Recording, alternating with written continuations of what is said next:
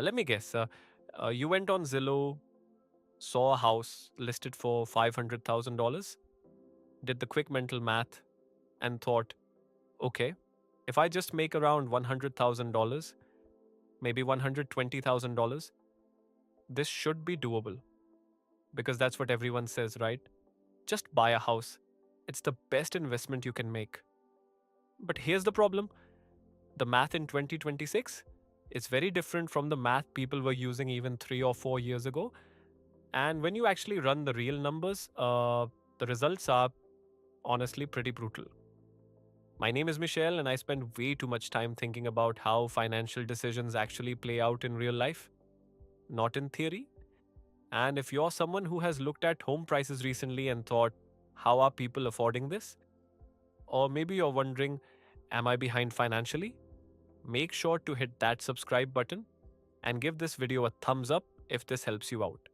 Because today we're going to answer one very simple question: who can actually afford a $500,000 house in 2026? Not emotionally, not optimistically, mathematically. And by the end of this video, you might completely rethink what affordable actually means. Here's the rule you'll hear everywhere: housing should cost no more than 30% of your income. Sounds reasonable, nice round number, feels responsible, but here's what most people don't realize: that 30% rule came from a very different time. Back when mortgage rates were lower, home prices were lower, student loans were smaller, and groceries didn't feel like luxury purchases. Today, that same rule often produces very misleading results. Because when someone says, you can afford a $500,000 house if you make $120,000 a year, they're usually skipping about 12 other variables that quietly destroy your budget. And this is where it gets really interesting, because the purchase price of the house is actually the least important number. But let's run the math.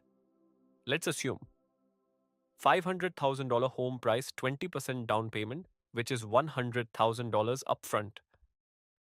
Already, that eliminates a lot of buyers. But let's keep going. Loan amount $400,000.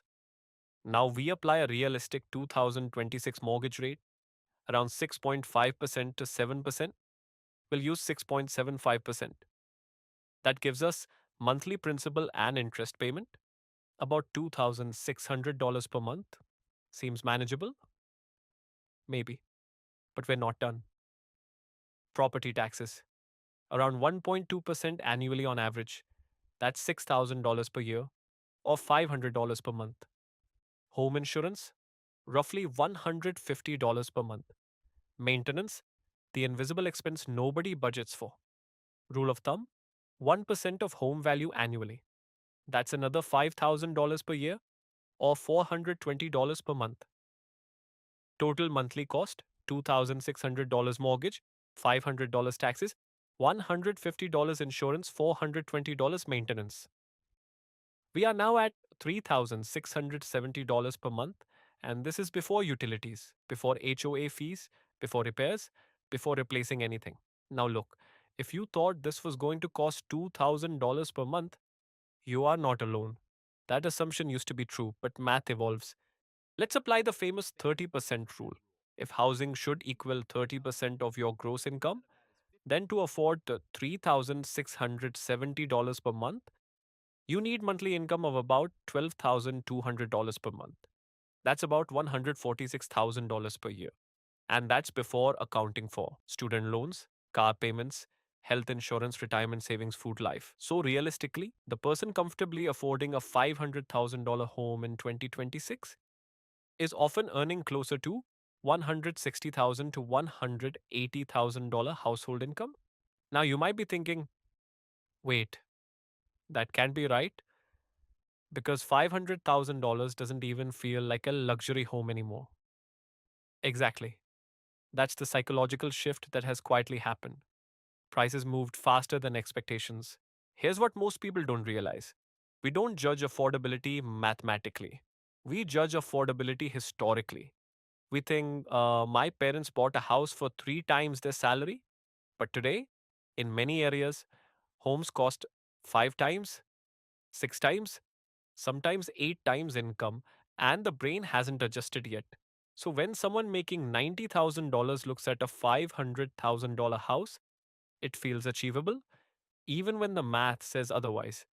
Because psychologically, $500,000 sounds like a middle class number, but mathematically, it increasingly behaves like an upper middle class purchase.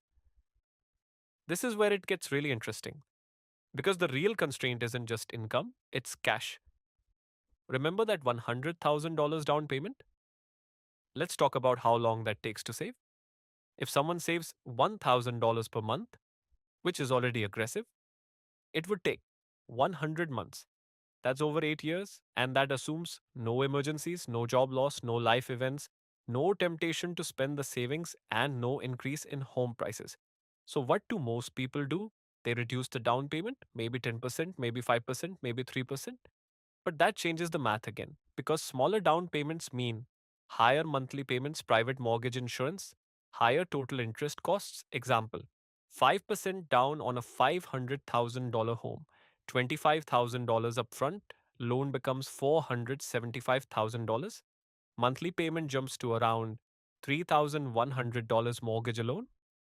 Total monthly cost now approaches $4,100 plus per month, which requires income closer to $170,000 to $190,000 household income. Same house, completely different affordability profile. Here's something that rarely gets discussed. Buying a house stretches more than your budget. It stretches your risk tolerance. Because once your housing payment is high, everything else becomes less flexible. Career risks become harder to take. Entrepreneurship becomes harder. Relocation becomes harder. Even investing becomes harder because so much capital is tied up in one asset.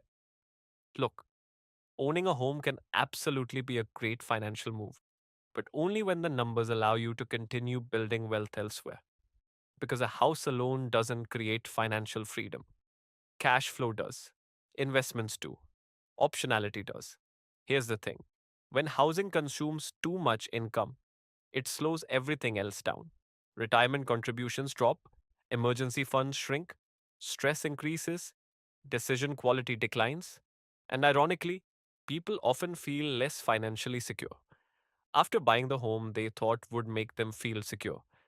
Realistically, the buyers comfortably purchasing $500,000 homes in 2026 tend to fall into a few categories.